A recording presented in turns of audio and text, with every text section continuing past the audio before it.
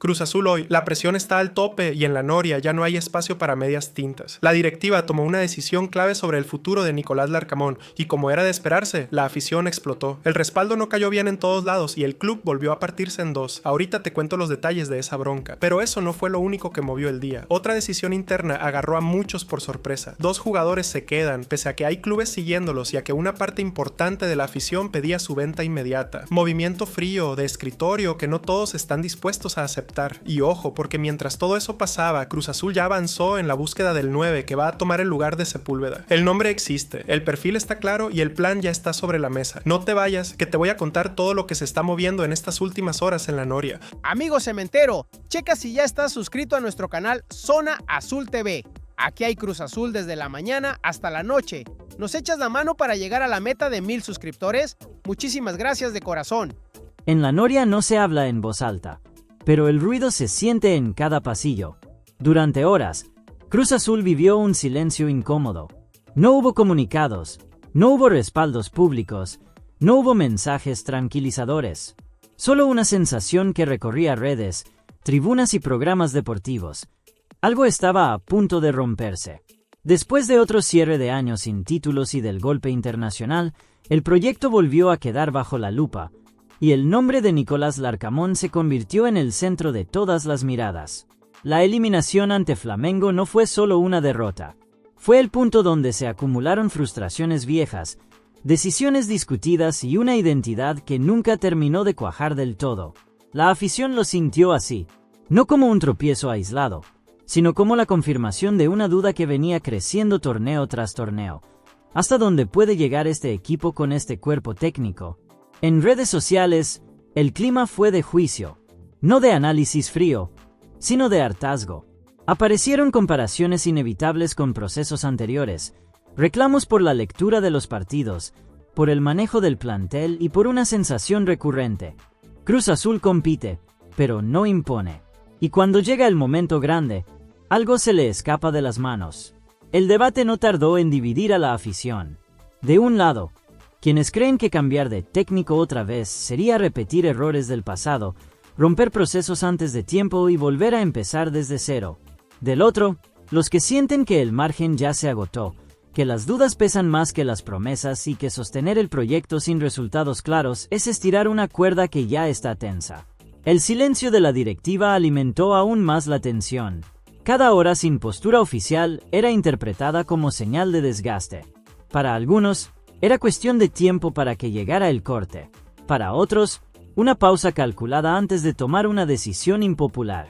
En la noria, mientras tanto, el ambiente era de espera y de presión. Y entonces llegó la confirmación. Cuando muchos esperaban un golpe de timón, la directiva tomó el camino contrario. Víctor Velázquez decidió sostener el proyecto encabezado por Iván Alonso y Nicolás Larcamón rumbo al 2026. No hubo rodeos ni medias tintas. La apuesta es por la continuidad, la planificación y la estabilidad como base para corregir errores y buscar resultados. La reacción fue inmediata y explosiva.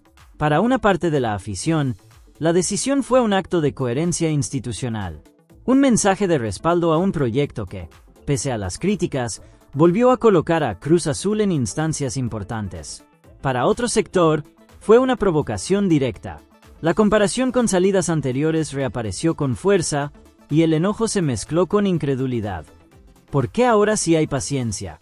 Lo que quedó claro es que este respaldo no llega como premio, sino como ultimátum silencioso. La presión no desapareció, se multiplicó.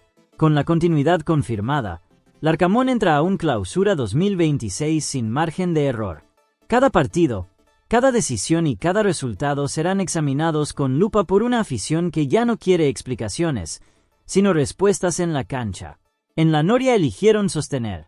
Ahora, el proyecto ya no se defiende con discursos.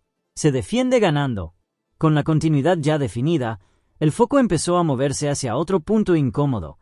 Las decisiones que se tomaron, y las que no, dentro de la cancha.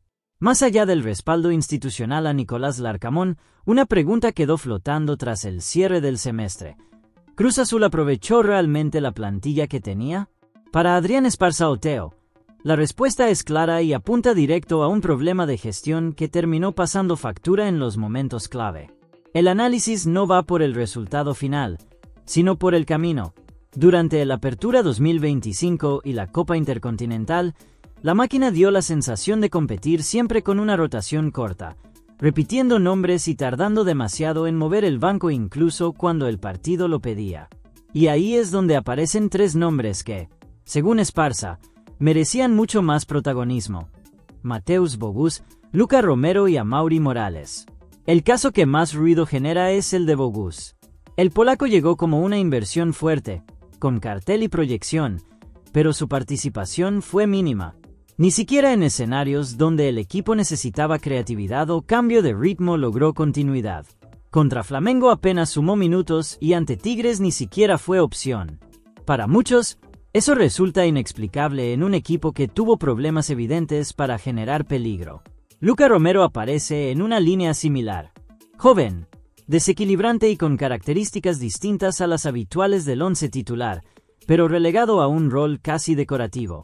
Amaury Morales completa la lista como otro ejemplo de futbolista que nunca terminó de entrar en la rotación, pese a un calendario apretado y un desgaste acumulado que pedía variantes. La crítica no apunta a la calidad de los jugadores, sino al uso del plantel. Esparza fue claro al señalar que Cruz Azul tiene herramientas, pero no siempre las utiliza.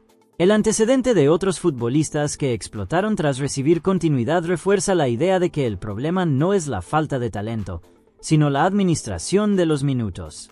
Este tema cobra aún más peso pensando en lo que viene. El Clausura 2026 no solo será exigente por la presión externa, sino también por la carga de partidos. Liga MX y Conca Champions obligarán a rotar. Mantener una base cerrada puede volver a pasar factura, especialmente si el equipo llega a instancias decisivas con desgaste acumulado. Además, este manejo ya empieza a tener consecuencias fuera de la cancha. Bogusz, por ejemplo, no ocultó su deseo de buscar protagonismo pensando en la próxima Copa del Mundo. Cruz Azul no tiene intención de regalarlo ni de perder una inversión importante, pero el mensaje es claro: si no hay minutos, el escenario se vuelve tenso. La continuidad del Arcamón abrió el debate mayor. Esta segunda discusión lo aterriza. No se trata solo de sostener un proyecto, sino de corregir decisiones que limitaron al equipo cuando más necesitaba respuestas. El margen de error se achicó, y el banco dejó de ser un recurso secundario para convertirse en una obligación. Porque si algo quedó claro tras el 2025, es que Cruz Azul no puede darse el lujo de volver a competir con media plantilla mirando desde afuera.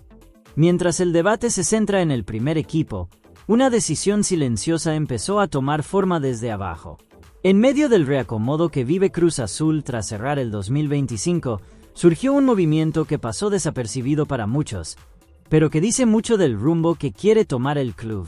Puebla levantó la mano y preguntó condiciones por Mateo Levi, una de las joyas recientes de la Noria. La respuesta desde Cruz Azul fue clara: por ahora, no se mueve.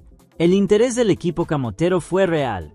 La propuesta era un préstamo por un año, con pago, buscando darle continuidad a un delantero joven que perdió espacio en el primer equipo. Levi, que hace poco más de un año era considerado una apuesta firme de cantera, terminó quedando fuera del radar por una combinación de factores que no jugaron a su favor. La lesión que frenó su crecimiento fue el primer golpe. Después vino el cambio de rumbo en el banquillo y, finalmente, el regreso del Toro Fernández, que cerró aún más el espacio en la rotación. Así, un futbolista que había debutado con confianza pasó a sumar minutos esporádicos y a cerrar el semestre jugando con la Sub-21. Desde Puebla vieron ahí una oportunidad. Un joven con condiciones, formación en un club grande y margen de crecimiento. Sin embargo, en la Noria la lectura fue distinta. Con la salida de Ángel Sepúlveda ya confirmada y sin refuerzos cerrados en esa zona, desprenderse de Levis sería asumir un riesgo innecesario. El calendario tampoco ayuda a pensar en una cesión. El Clausura 2026 vendrá cargado, con Liga MX y Conca Champions exigiendo profundidad. Tener opciones jóvenes, capaces de cumplir minutos y aportar en la regla de menores, es una necesidad más que un lujo para Cruz Azul, un club que suele sufrir en ese rubro torneo tras torneo. Además, Internamente existe la sensación de que Levy todavía no mostró todo lo que puede dar. Con 19 años, está en una edad ideal para consolidarse como alternativa real, sin cargarle la presión de ser titular, pero tampoco relegarlo al olvido. La apuesta, hoy, es que el crecimiento se dé puertas adentro y no lejos de la noria. El caso Levy refleja un dilema que Cruz Azul viene arrastrando hace años: cómo equilibrar resultados inmediatos con el desarrollo de talento propio. Esta vez, la directiva eligió no soltar la cuerda tan rápido y priorizar estructura antes que urgencia. Puebla preguntó, Cruz Azul respondió, y el mensaje fue claro. En el 2026, la cantera también juega. Con el plantel en evaluación, algunas miradas empezaron a llegar desde fuera y no pasaron desapercibidas. Mientras Cruz Azul entra en semanas clave para definir su reestructura rumbo al 2026, un nombre que parecía estable volvió a colocarse en el radar del mercado. Lorenzo Faravelli, que perdió su lugar como indiscutido en el once titular durante el cierre del semestre, despertó interés desde Sudamérica y en la noria ya conocen el movimiento. La información surgió sin ofertas formales ni comunicados oficiales, pero con señales claras. Desde Ecuador, clubes con peso continental comenzaron a preguntar condiciones por el mediocampista argentino. No es un interés improvisado.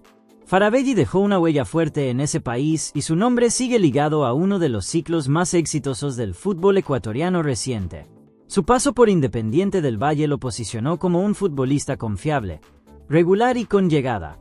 Entre 2020 y 2023 fue protagonista, acumuló títulos locales e internacionales y se ganó respeto a nivel regional. Esa imagen es la que hoy vuelve a abrirle puertas fuera de México, justo en un momento donde su rol en Cruz Azul se volvió más secundario. En el Apertura 2025, Faravelli pasó de ser una pieza fija a un jugador intermitente. Las modificaciones en el esquema, la competencia interna y algunas decisiones tácticas lo fueron desplazando del centro del proyecto. Sin ruido, sin conflicto, pero con una realidad evidente, ya no es intocable. Ese contexto explica por qué en la noria no descartan escuchar propuestas. A sus 32 años, con contrato vigente hasta diciembre de 2026 y un valor de mercado accesible, Faravelli aparece como un perfil negociable si la oferta resulta conveniente. No hay urgencia por vender, pero tampoco una puerta cerrada. Además, en el entorno del jugador no pasó desapercibido el cambio de rol que vivió en Cruz Azul durante el cierre del torneo. Faravelli dejó de ser un eje constante en la circulación del equipo y pasó a cumplir funciones más específicas, algo que en Sudamérica leen como señal de disponibilidad. Para clubes acostumbrados a competir torneos continentales, su experiencia y liderazgo siguen siendo un valor seguro. Desde la directiva entienden que el próximo mercado será de ajustes finos. Liberar espacio, equilibrar el plantel y redefinir jerarquías forma parte del plan. Y cuando un jugador con recorrido internacional vuelve a despertar interés externo, el escenario se analiza con frialdad. Por ahora, Faravelli sigue siendo jugador de Cruz Azul. Pero el mensaje es claro. El mercado ya se movió y el club está atento. En este 2026, nadie tiene el puesto asegurado solo por su pasado. Mientras se ajustan piezas en la noria, un nombre que parecía resuelto volvió a moverse fuera del radar. El cierre del 2025 abrió una etapa silenciosa pero decisiva en Cruz Azul: revisar contratos, liberar espacios y resolver historias pendientes. En ese escenario reapareció Camilo Cándido, un futbolista cuya etapa en la máquina nunca terminó de consolidarse y que ahora vuelve a estar en el centro del mercado rumbo al Clausura 2026. Desde Colombia llegaron las primeras señales. De acuerdo con información de Radio Caracol, clubes como Millonarios comenzaron a preguntar por la situación del lateral izquierdo, atentos a que Atlético Nacional no ejecutará la opción de compra incluida en su préstamo. La decisión, según trascendió, responde más a una reestructuración financiera que a un rechazo deportivo, ya que Cándido sumó continuidad y minutos durante su estancia en el fútbol colombiano. Casi en paralelo, desde Uruguay el panorama tomó fuerza. El periodista Martín Charquero informó avances concretos para un posible regreso de Cándido a Nacional de Montevideo, club donde ya dejó una buena imagen. Las declaraciones del vicepresidente Flavio Perchman terminaron de confirmar que el nombre está nuevamente sobre la mesa como una opción real para reforzar el sector izquierdo.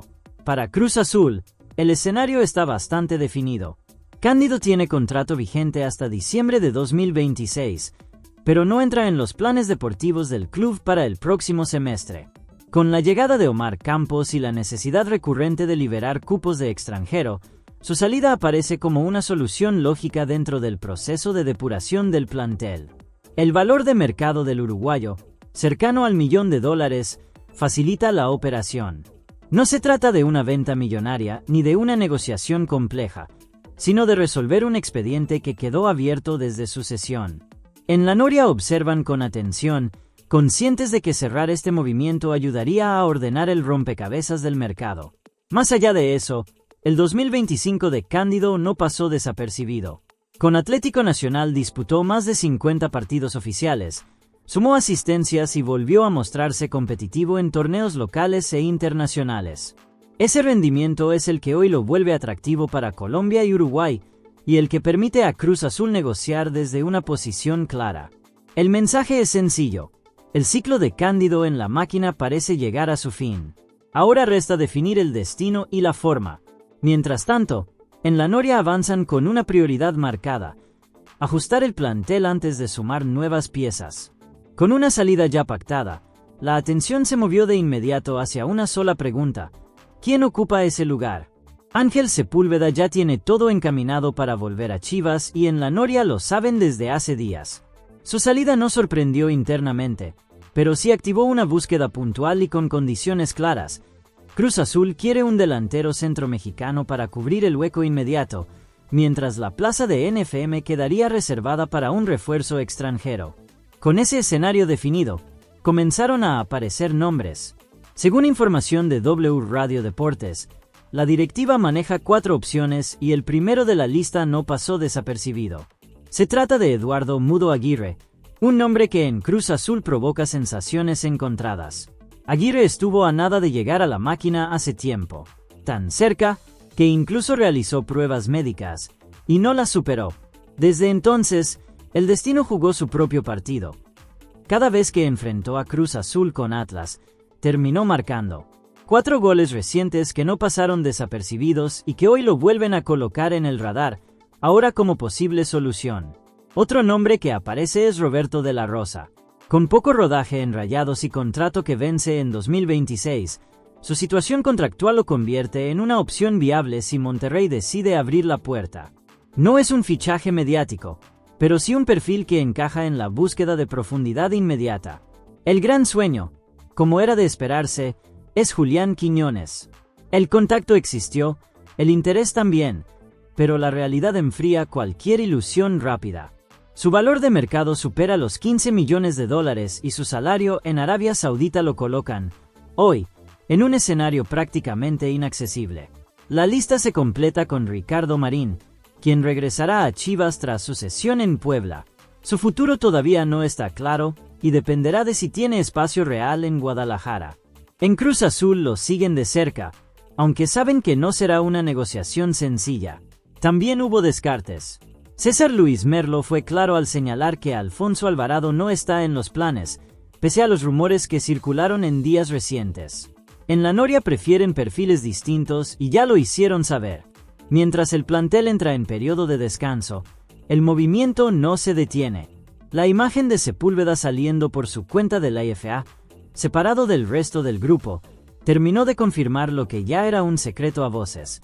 El ciclo está cerrado. Ahora, la pelota está del lado de la directiva. Elegir bien al 9 minutos no será solo una decisión de mercado, sino un mensaje claro de hacia dónde apunta Cruz Azul en el 2026. Porque en la Noria saben algo: reemplazar a Sepúlveda no es llenar un puesto, es marcar el rumbo. En la Noria también se están tomando decisiones de fondo, y no solo en el equipo varonil. Después del torneo más competitivo en la historia de Cruz Azul femenil, la directiva dejó claro que el proyecto no fue casualidad ni golpe de suerte. Fue proceso. Y cuando hay proceso, hay continuidad, pero también ajustes quirúrgicos. El Apertura 2025 marcó un antes y un después. Semifinales por primera vez, una serie exigente ante Tigres y la sensación real de que el equipo ya no compite solo para participar. Por eso, la primera decisión fue sostener a Diego Testas para el Clausura 2026. El respaldo al técnico uruguayo no es simbólico. Es la confirmación de un modelo que prioriza intensidad, orden y agresividad bien trabajada. Claro que ese crecimiento también trajo consecuencias. El cierre del torneo vino acompañado de salidas sensibles. Se fue Solange Lemos, una de las figuras del semestre. Después, Clarissa Quiradons, pieza importante en el mediocampo. Más tarde, Deneisa Blackwood y Rocío Martínez. Golpes duros, pero inevitables en proyectos que suben de nivel. La respuesta de la directiva fue rápida, pero pensada. Primero llegó Cristina Montaño, libre desde Mazatlán, para aportar equilibrio y experiencia. Y ahora, apareció una apuesta que habla de ambición a mediano plazo. Mía León. Con apenas 20 años, Cruz Azul Femenil cerró la incorporación de una mediocampista con perfil internacional, margen de crecimiento y un recorrido poco común para su edad. Según información de Ike Carrera, León llega para cumplir funciones de contención, una posición clave dentro del sistema de Diego Testas, y encaja en el perfil que el club busca consolidar. Futbolistas jóvenes, competitivas y con proyección real. Pero, ¿quién es Mía León? Nacida en Estados Unidos en 2005, eligió representar a Perú a nivel selección. Se formó en la Academia Viche FC, fue campeona nacional en 2021 y rápidamente llamó la atención por su lectura de juego y liderazgo. Fue capitana de la Sub-17 en el Sudamericano, pieza clave en la histórica clasificación al Mundial, y más adelante se consolidó en la Sub-20, marcando goles decisivos en el Sudamericano 2024. El salto grande llegó en Europa. En 2024 fichó por el Madrid CFF, convirtiéndose en la única peruana en competir en la Primera División de España. En 2025 regresó a Sudamérica para jugar con Alianza Lima Femenil y debutó con la selección mayor de Perú en un amistoso ante Ecuador. Para Cruz Azul Femenil, su llegada no es solo un refuerzo más. Es una señal clara. El proyecto no piensa retroceder. Se trata de sumar talento joven con experiencia real, fortalecer la base y competir cada torneo con más herramientas. La máquina femenil ya dio el primer paso grande. Ahora, con decisiones como esta, deja claro que quiere quedarse arriba. Y no solo llegar, sino sostenerse.